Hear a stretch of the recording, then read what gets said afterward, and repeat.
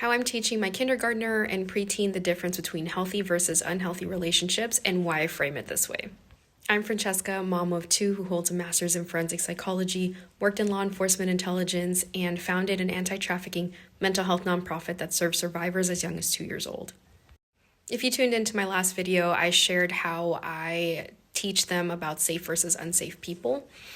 And this one goes a step further, and together, knowing about safe versus unsafe people and healthy versus unhealthy relationships really helps them to find good friends and surround themselves with good people, while also repelling, as you can imagine, bullies, frenemies, and even predators.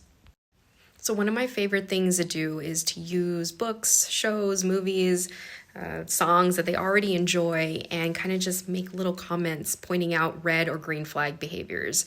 For instance, for healthy relationships, I want them to know that in a healthy relationship, respect is something that is always earned and not demanded, that nobody demands blind obedience, that they are absolutely allowed to disagree in a way that is respectful and not hurtful to the other person, right?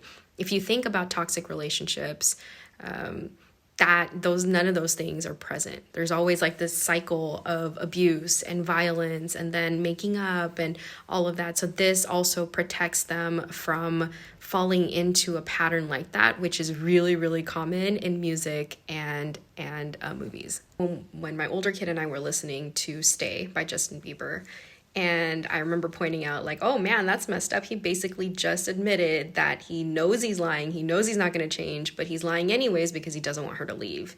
And my kid was just like, hold on, what? And I didn't pause the music. I just kind of like let that sink in for a second. And she goes, why would anyone stay with someone like that? Or why would anybody do that? And I'm like, why would anybody do that? She's like, that's messed up. And I'm like, it is. And we just continued enjoying that song.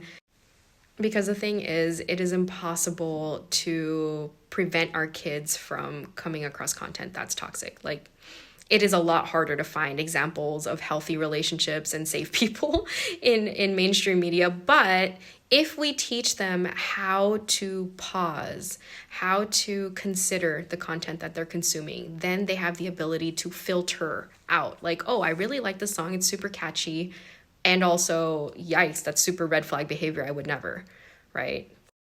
Also remember that these comments are super short. You're not lecturing anyone. Nobody wants to listen to somebody lecturing, and it's ongoing. So you don't need to teach them everything in one go. It's just like kind of planting seeds. The point is for them to start to think about these things and start to notice them. And the thing is, you're going to notice them a lot more too.